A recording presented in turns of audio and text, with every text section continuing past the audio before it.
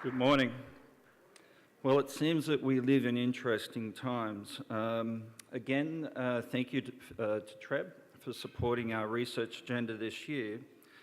And today what I'll be talking about is diversification of housing stock, or lack thereof, and the relationship to affordability and real estate housing sales. So just to put things into context, there's a lot of factors that go into housing affordability. But essentially in Ontario, and particularly in the GTHA, we have a geometric problem. If you go back to high school, trigonometry and shapes and things like that, how do you try and fit one shape into another shape? And essentially what we have is this mismatch between population and the availability of housing stock across this region. So to put this into context, over half of Ontarians are overhoused. What that means is that they have bedrooms that they don't use on a daily basis. And 3/4 of that group are actually over the age of 65. So in Ontario, there is 5 million spare bedrooms. So just think for a minute, that's 25 years worth of construction. In the GTHA, there is 2.2 million spare bedrooms, and that is equivalent to about 17 years worth of construction. Now, on the flip side, we have an underhousing problem. 1/3 of Ontarians are actually underhoused. Now that, in order to remedy that situation, that would equate to 11 years of construction. So essentially what we are experiencing is a land productivity issue. Housing affordability, and doing our deep data analysis, can be improved significantly if we could only incentivise those that are living in houses that are too large for them to actually move and right-size to something that's more appropriate. But of course we need to develop housing that is desirable. A lot of these people, as you'll see, won't be going from a single detached to living on a 30th floor downtown in a condo somewhere. These changes could reduce housing affordability back to what we saw at the turn of the century. But also, particularly to the group that I'm in front of today, to do this would mean a material increase in housing sales of up to 7 to 10% per annum increase in housing sales against the baseline. So just to put things into a little bit of perspective, on the left-hand side here,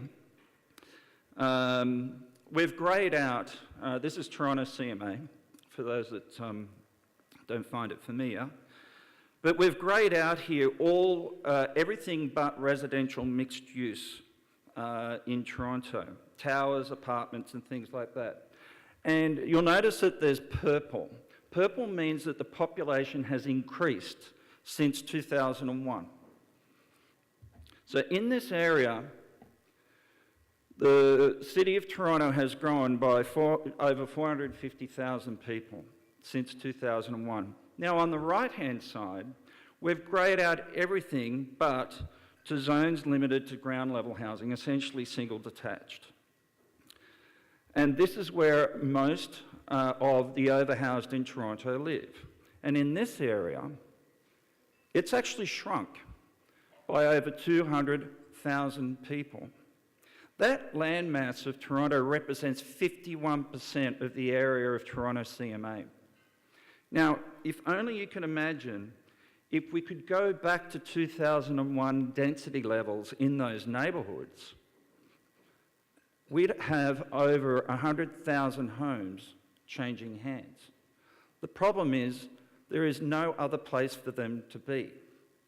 The housing stock doesn't exist to incentivise them to actually transfer from their overhousing to appropriately sized housing.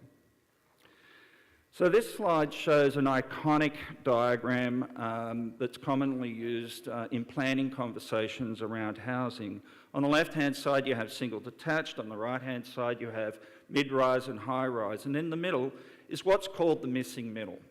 Well, it's the missing middle because it doesn't really exist in the GTHA. But they're your duplexes and multiplexes and townhouses and things of that nature.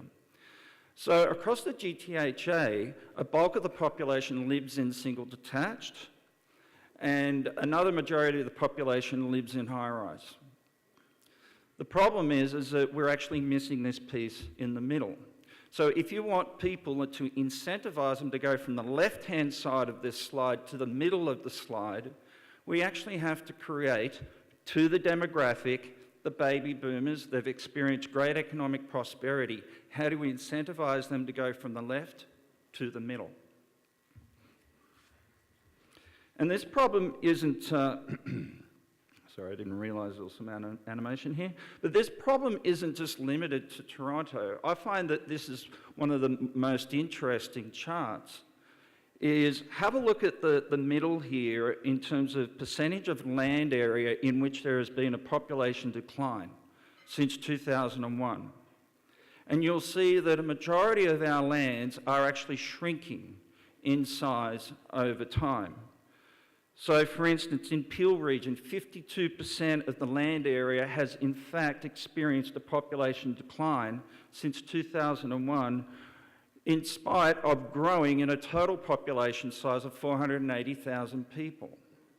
So while areas are looking to meet their density targets, it's really density is being pushed into a corner somewhere, for which a majority of the population who have single detached and otherwise don't want to see density in their particular area. So, how do we solve for this population housing fit problem? Because it really is a rock and a hard place. And my apologies is I could probably do this presentation every year for the next 10 years and the message is unlikely to change. But let's sort of look at scenarios of what might happen. So within Ontario, you would need to build about 450,000 dwellings in order to just simply eliminate the underhoused population. So we can think of this as occurring in two ways. Do we build for them? And if we build for them, then 80% of that stock, or about 360,000 houses, would need at least 3 bedrooms or more. That's quite an undertaking. If, however, we build according to the size that's required to incentivise and to right-size the current overhoused population, then a bulk of that would be 1 to 2 bedroom homes, and you'd only have to build about 200,000 dwellings.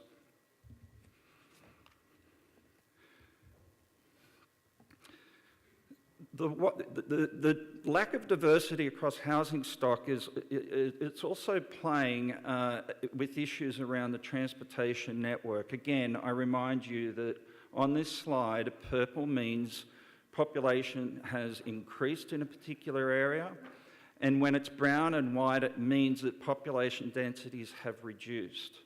And what we've overlaid here is essentially GO Transit, built and proposed, TTC, Eglinton Crosstown. But you'll notice that there's a lot of white and brown around our transportation network. 70% of people in the GTHA actually commute by car. And there's also the other wrinkle of economic development, because much of this volume is one way in the morning and the other way in the afternoon and evening. And if we want productivity out of our transportation network and transit systems, we have to think about economic development and mixed-use purposes at both sides of the point of destination and arrival. So it's not just what to build, but where to build. So, doing our deep data analysis, it essentially points to building more desirable dwellings for the overhoused, and that's predominantly for people with the eldest in the household over the 60 years of age. What this slide is showing you is essentially the results of our simulations. And if you have a look at the TREB handout that includes our research, you'll see that ultimately every scenario requires some sort of right-sizing to occur. So here is affordability of the SCAR index, and just to pull out a few sound bites here is if we continue to do what we do, or if we emphasise single dwellings more than the missing middle, or if we emphasise tall apartment buildings over missing middle, we essentially see a continuing problem in housing affordability in this region. And in fact, this is a SCAR index scale, which is our use of measure of affordability. But essentially, you could see up to another 10% increase in affordability pressures over the next 10 to 15 years if we keep doing what we're doing. If, however, we were somehow able to build more desirable missing middle housing stock that would incentivise overhoused to actually move into smaller stock, then we could actually return back to the affordability levels, ceteris paribus, all things being equal, back to the turn of the century. And so if we just look at two of these scenarios, so if you build essentially what the overhoused require and they start to move over a period of the next decade to 15 years, that's the top arrow, and the bottom arrow is if they're slower to move over a 20-year period. The point is that by right-sizing, it actually means that there are more real estate housing sales. So if more desirable and appropriate housing were to be built to incentivise the overhoused, it essentially is equivalent to increased real estate sales. And so part of what you'll be seeing in the market, part of what you've seen in the market and what you'll continue to see in the market is essentially the fact that supply is a lot less than demand for particular kinds of housing stock, and therefore you're going to see these elevated levels of real estate prices. But the changes are significant. If we can get overhoused to begin to right-size into more appropriate housing, you can have up to 94,000 extra housing sales over the next 10 years. I'm going to wrap up now, but again, a special thank you for Trev for supporting our research. And more details can be found in great detail on our website. Thank you for your time.